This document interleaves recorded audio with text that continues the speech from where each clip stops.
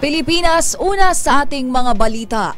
Matapos ang dating maayos na pagtanggap sa hiling ng Pilipinas, biglang binasura ng Timor-Leste ang extradition request ng Justice Department laban kay former Negros Oriental Representative Arnulfo Teves.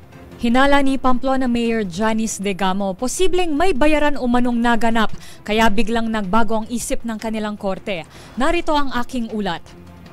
Ibinasura ng Timor-Leste Court of Appeal ang extradition request ng Department of Justice para pauwiin sa bansa ang dating kongresista ng Negros Oriental na si Arnulfo Arnie Teves na kumakaharap sa patong-patong na reklamo kaugnay ng mga kasong pagpatay.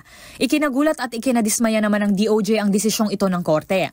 2 beses na kasing inaprubahan ng Timor-Leste ang extradition request para kay Teves Hunyo at Disyembre noong nakaraang taon na inapela naman ang kampo ni Teves.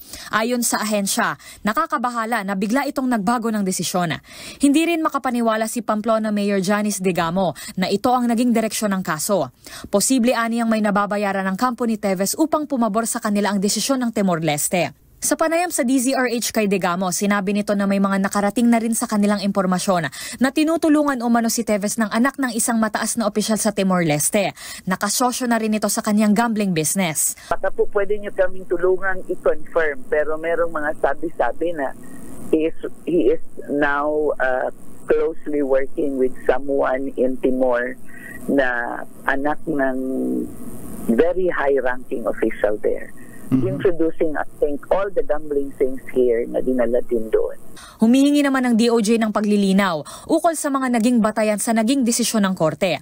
Nakatakda na makatanggap ang ahensya ng official copy ng nasabing ruling. Samantala, bumuelta naman ang kampo ni Teves sa pamamagitan ni Attorney Ferdinand Topacio at tinawag ang naturang desisyon na triumph of the rule of law.